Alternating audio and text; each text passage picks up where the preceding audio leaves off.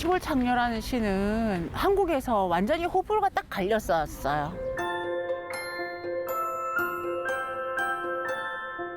소설을 처음 쓰기 시작했을 때 굉장히 고민이 많았는데 제가 얻고자 했던 것은 목소리예요. 캐릭터의 목소리.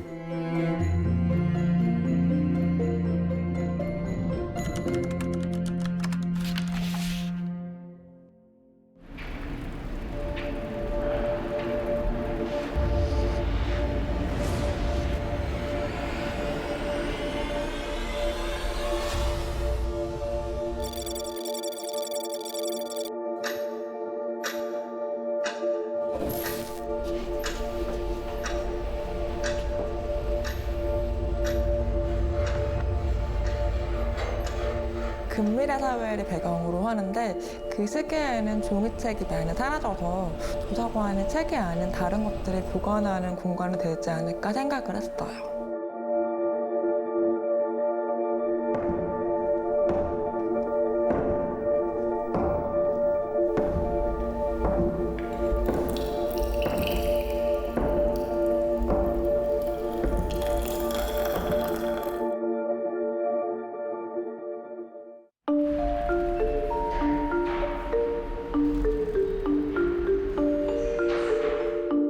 대학 다닐 때 도서관에서 아르바이트를 한 적이 있었어요. 우리가 도서관에서 책을 찾을 때 이제 인덱스를 보고 이 책에 붙은 번호를 보고 찾아가잖아요. 그때 보니까 난 항상 책이 이상한 곳에 꽂혀 있는 책들이 서가마다 되게 여러 권이 나오곤 했어요. 그 책을 보면서 좀 계속 누군가 찾지도 못하고 읽히지도 못한 상태로 여기에 있을 텐데 이 책들은 다 어떻게 될까? 이런 고민들이 나중에 관내분실에 반영이 된 것 같아요. 원래는 없었던 조어를 제가 만들어낸 것인데요.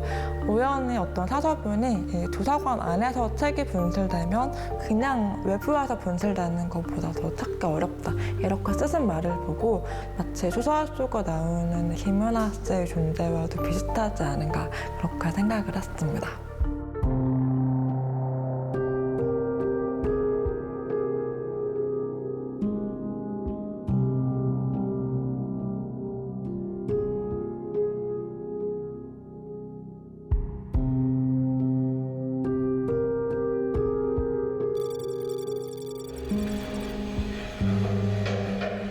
소설 관내분실의 이야기는 왜 엄마는 사라졌을까?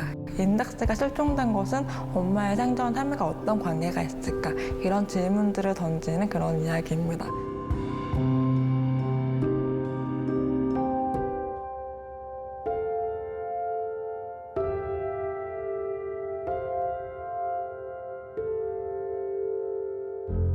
지민과 엄마의 관계를 갈등을 맺는 관계로 설정한 것은 이 엄마가 사회적으로 분실된 이 현상 자체가 가정 내에도 그렇게 갈등을 크게 만들 수 있다고 생각을 했었거든요. 그런 어떤 개인적인 갈등인 줄 알았던 것이 사실은 어떤 사회적인 소외 현상 때문이라는 그런 결론을 내리고 싶었어요.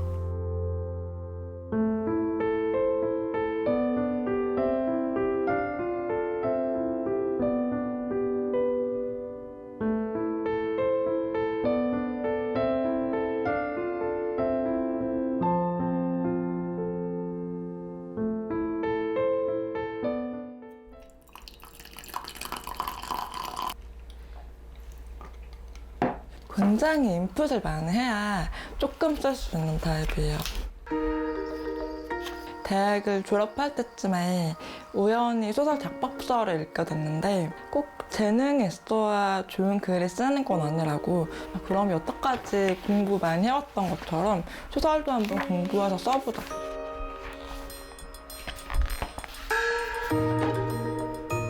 이 우리가 빛의 속도로 갈 수 없다면은 총 7편의 단편이 모은 소설집인데요. 제 데뷔작인 관내분신을 포함해서 그 이후에 이런저런 문예지나 잡지에 수록한 총 7편의 소설들을 이제 묶은 그런 소설집입니다. SF는 세계 전체를 내가 직접 선택하고 만들 수 있잖아요.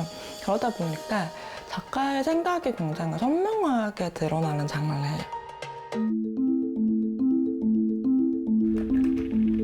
그냥 어느 날 갑자기 그냥 이 어두운 우주정거장에 혼자 쓸쓸하게 앉아있는 할머니의 뒷모습이 떠올랐어요. 이 굉장히 인상 깊은 장면이 어떻게 이야기가 될 수 있을까를 고민하다 보니까 바로 이 안나라는 인물이 등장을 한 건데요. 이 안나라는 할머니는 굉장히 고집에 세고 호기심이 많은 그런 과학자로 설정을 했는데 제가 생각하는 그런 매력적인 여성 과학자의 모습을 투영을 해본 것 같아요.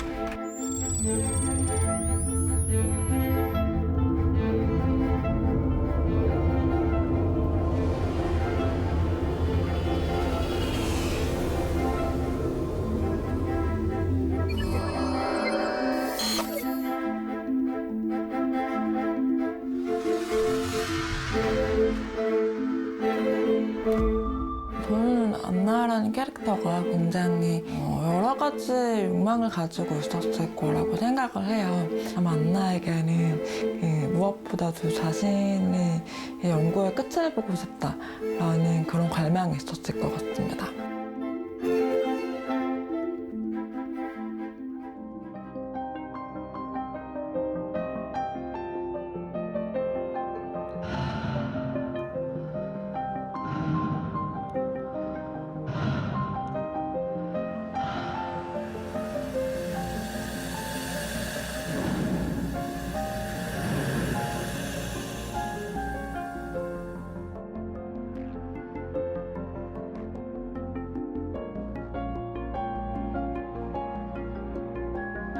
원통안의 소녀는 굉장히 작은 원통 하나에 갇혀 살아야 되는 소녀의 이야기인데 나는 여기서 작은 공간 안에서 갇혀 살아가는데 타인들의 시선을 피할 수 없는 그런 충돌하는 위치가 어떻게 보면 우리 사회에 살고 있는 어떤 소외된 사람들의 위치와도 비슷하지 않나 생각을 했었거든요. 그런 시선과 동정이 굉장히 싫으면서도 한편으로는 이 동정에 기대어 살아가고 있는 이 모순적인 감정 이런 이야기를 담아보고 싶었습니다.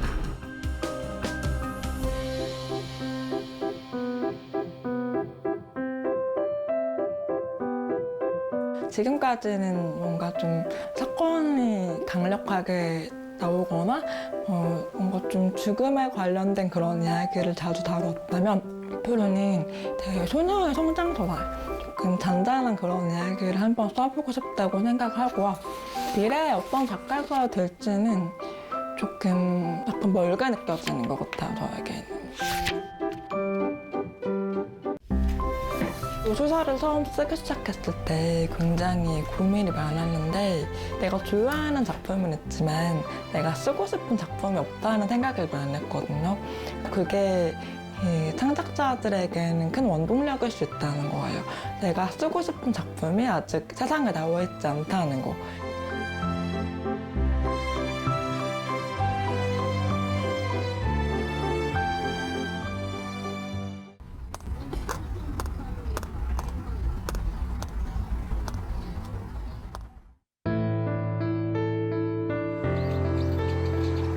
발목은 시들어간다. 걸음을 낭비했다. 위세척을 하고 넌 더욱 고통스러워하고 여름이 제일 추워. 나는 없어질 거야. 너는 눈물을 흘리며 웃지만 해가 뜰 때까지만 같이 있어줄게. 풍선을 불어줄게. 날아오르다 터지겠지. 꿀벌은 꽃잎 속에서 고양이는 나무 위에서 너는 내 무릎을 베고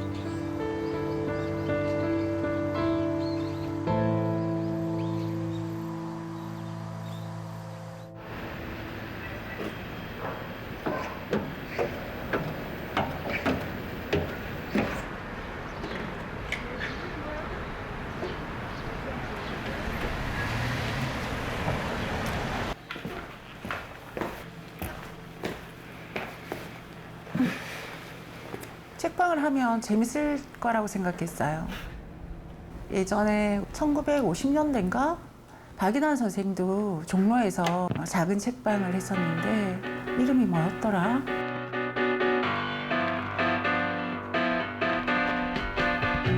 친구들하고도 같이 거기서 모이고 시도 쓰고 그런 어떤 낭만적인 살롱 문화 그런 걸 저는 만들어 보고 싶었어요. 제가 어린 시절에 부모님이 이혼을 하게 되세요. 외롭고 어디가 기댈 데도 없고 그런 아이였는데 다행히 저희 집에 책이 굉장히 많았어요. 책을 읽을 때는 현실의 어떤 외로움이나 버림받은 듯한 느낌? 그런 게 잊어버려지고 또 다른 세계가 있구나 이런 생각을 하면서 책을 읽는 걸 정말 좋아했죠. 흘러가는 그대는 무지개인가 뛰어갈 텐데 저는 일상 속에서 시를 쓸 어떤 자극들을 받거든요. 저녁 시간이 됐는데 너무 배가 고파가지고 짜장면 집에 들어갔어요. 주문을 했죠. 짜장면 한 그릇 주세요. 이렇게.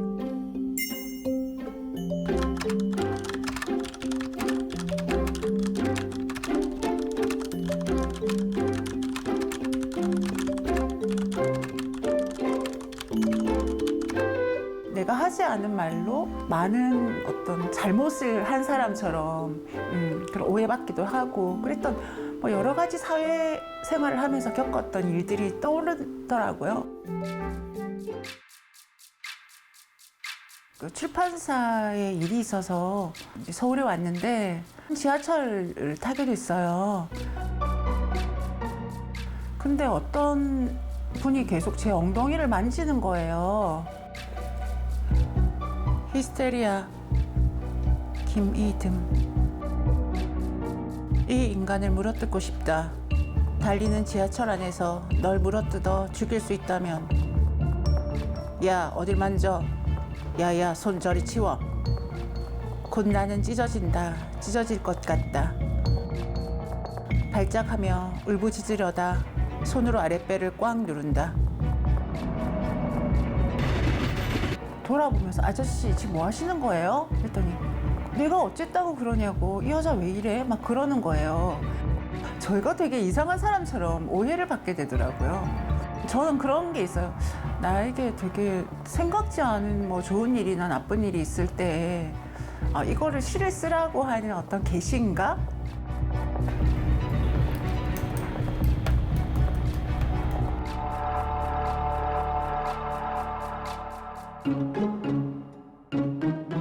중학교 때 아버지 근데 우리 집안에 백정은 없었어요?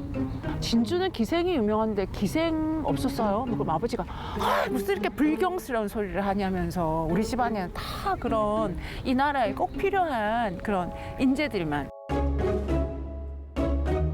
시골 창녀라는 시는 한국에서 완전히 호불호가 딱 갈렸었어요. 시가 너무 야하다, 뭐 음란하다, 도발적이다, 뭐 이게 무슨 시인가 이런 소리를 하는데 저도 묻고 싶어요. 시가 도대체 뭔데? 뭐 이거 시가 아니야. 내가 교과서에서 시 이렇게 배웠는데 제 시는 우리가 배운 거랑 달라. 그러면 아닌 거지? 쓰레기? 이렇게 하는 거예요. 이제 시가 마지막까지 읽고 있는데 어떤 그 중년 신사분 한 분이 그만해 하면서 막 시가 그렇게 추잡하면 안 된다고 하면서 막 삿대질을 하면서 뛰어나오는 거예요. 그 이후로 4, 5개월 정도 작품을 전혀 못 썼어요. 굉장히 공포심도 생기고 모욕감이 생기고 해가지고 그랬었는데 덴마크 코펜하겐에서 열리는 국제시 축제에 초대받아서 갔거든요. 사람들이 막 일어서서 박수를 치는 거예요. 제가 그래서 내가 지금 뭘 잘못 본 게 아닌가?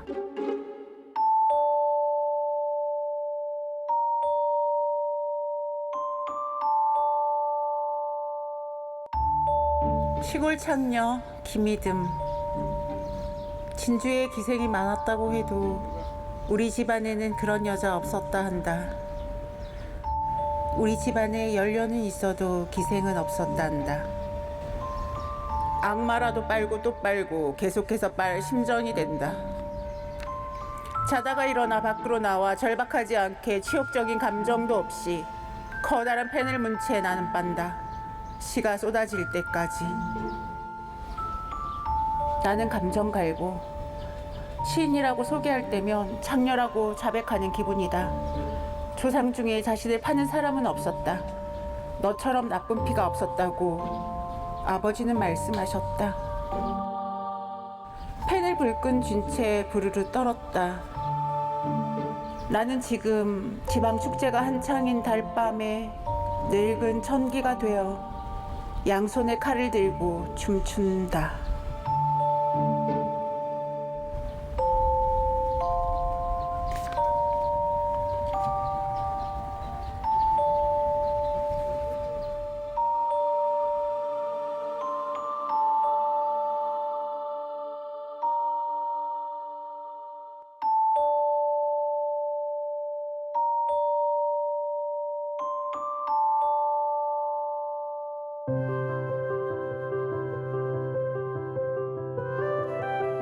뭔가 이렇게 배관이 고장난 것처럼 눈물이 펑펑 쏟아졌어요. 사건이죠, 저한테는. 한국에서는 제 시가 솔직하고 무모하다. 이런 것들 때문에 욕 많이 먹었거든요. 또 제가 시를 잘 썼다기보다도 번역도 정말 잘 됐기 때문이다. 그런 큰 상을 받으니까 그간의 그런 20년 동안의 어떤 한국 문단에서의 생활이 좀 많이 이렇게 치유가 된다고 할까? 네, 괜찮아. 그래서 열심히 계속해서 시를 써도 좋겠다. 그런 어떻게 어깨를 툭툭 두드려주는 그런 느낌을 받았어요.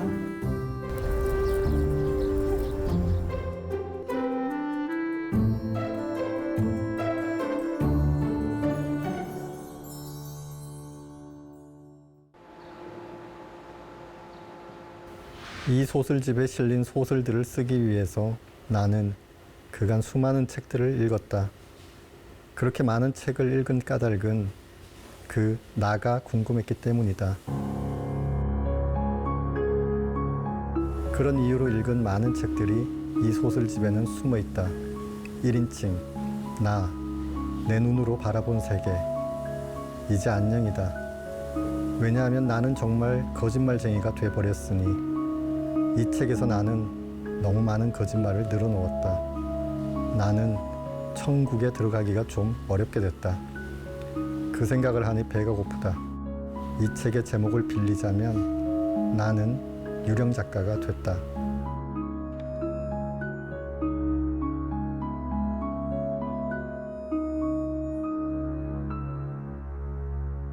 그럼 어디서부터 이야기를 시작해 볼까? 비이야기라면 어떨까?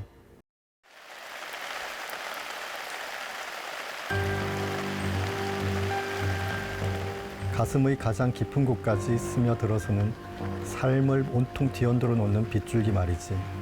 전사로 하여금 삶의 모든 것을 걸게 만드는 빗줄기.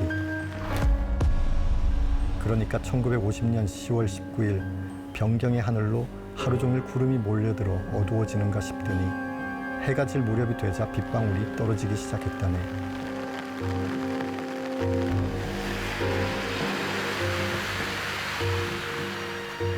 그 상상 속에 노인이 얘기를 시작하는 거예요. 내가 이 손가락이 어떻게 잘리느냐 하면 해서 시작한 얘기가 이제 분홍소고요. 책에 씌어진 얘기가 아니라 두 눈으로 보이는 것에 대해 얘기하게나 두 눈으로 보이는 그 광경이 무엇을 뜻하는지 온몸으로 말해보게나 분홍수어 분홍수어 그런 말이 터져 나올 때까지 들려주게나 도저히 말로 설명할 수 없는 이야기 자네가 아는 한 세상에서 가장 믿기 어려운 얘기들을 내게 말해보게나. 이 사람이 주장하는 것은 역사 속에 써 있는 것은 다 만든 이야기일 뿐이다. 근데 실제 자기가 겪었던 삶은 역사서에 안 나온다. 하지만 이제 내가 말을 해보겠다. 너네들은 지금까지 들었던 이야기는 다 그냥 거짓말이야. 내가 진짜 얘기를 해줄게.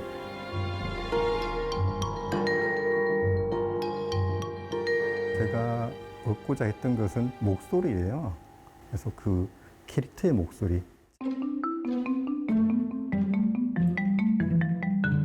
그래서 어떤 경우에는 제가 너무 목소리가 안 나오니까 너무 답답해서 작업실에 있는 건물을 막 계속 도는 적도 있어요.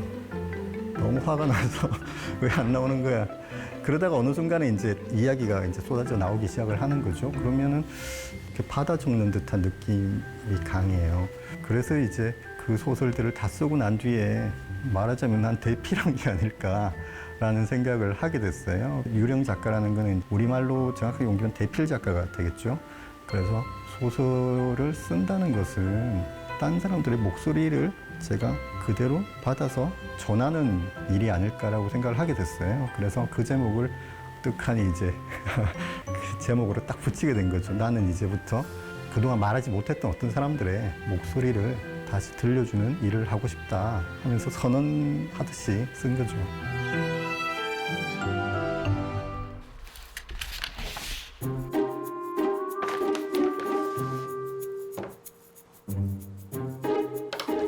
볼펜을 건네받은 나는 5,000분의 1 축척의 종로구 북쪽 지역 지도를 테이블에 펼쳐놓은 뒤 볼펜으로 선을 그어가며 둘이 걸었던 길들을 되짚어봤다. 때로는 S자로, 때로는 직선으로. 우리는 언뜻 보기에는 막다른 골목처럼 보이는, 하지만 무작정 걸어가는 그녀를 따라가다 보면 모퉁이를 여러 번 돌아 또 다른 골목으로 이어지는 좁은 길들을 밟고 다녔다.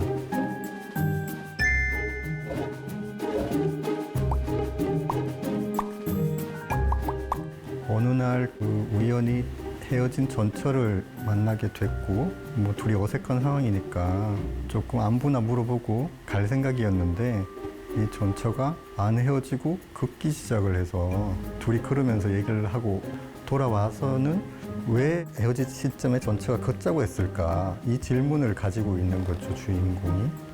내가 그은 검은 선들이 기억 속에서 서로 겹쳐지거나 뒤엉켜들면서 혹은 더 이상 정확하게 되짚어 갈 수 없게 되면서 그날 우리가 함께 지나온 시간은 꼬불꼬불하면서도 때로는 이어질 수 없는, 더 정확하게 표현하자면 이해할 수 없는 행로로 남게 됐다.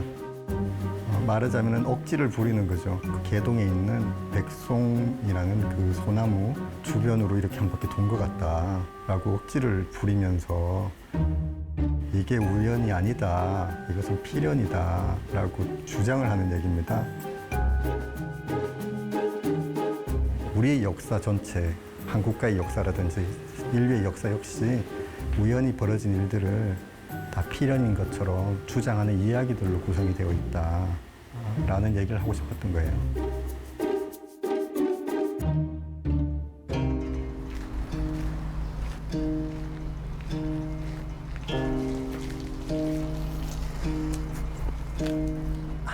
나는 유령 작가입니다에 실린 소설을 쓸 때는 모든 것을 의심하는 입장에서 바라봤습니다. 그래서 춘향전도 춘향전대로 이루어지지 않았다면 어떻게 원래는 어떤 일이 벌어졌을까라는 관점을 이제 생각해 봤고요.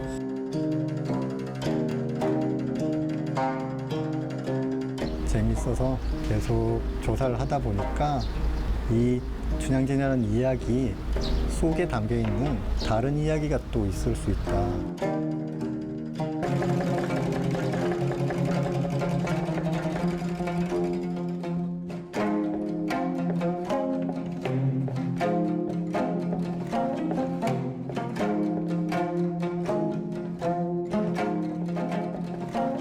어쩌면 실제 일어난 일은 권성징악이 아니라 뭐 안 좋은 결말로 끝났을지도 모르겠다.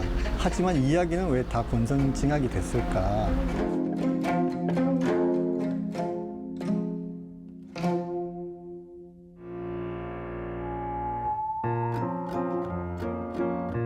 제가 소설을 쓰는데 즐거움을 처음으로 알기 시작할 무렵에 쓴 작품이에요. 다른 사람들을 위해서 글을 쓴다면 어떤 것일까 이런 생각을 하니까 뭐 제 생각대로 소설이 잘 풀리지는 않았습니다. 그런데 이 소설은 오로지 나만을 위해서 써보자 라고 했더니 그래서 그 당시에 쓰고 나서 만족한, 그게 지금까지도 많은 분들한테 읽히고 또 더군다나 번역이 되어가지고 외국에서도 그 책들을 읽고 하는 게 놀라울 따름이죠. 저로서는 2005년에 나온 책인데 지금 2020년이 되어서도 읽힌다는 그 자체로 저는 큰 선물 받은 듯한 그런 기분입니다.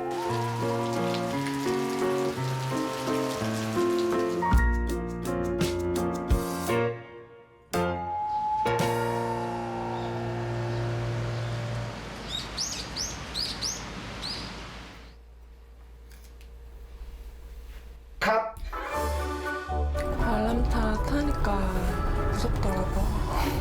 소상공인들 요즘 진짜 조금하시다. 나도 괜히 책 받아가지고. 우리 돌고 나서 살짝 뒤에를 보신다. 좋아요. 예, 손도 이렇게 내보시고.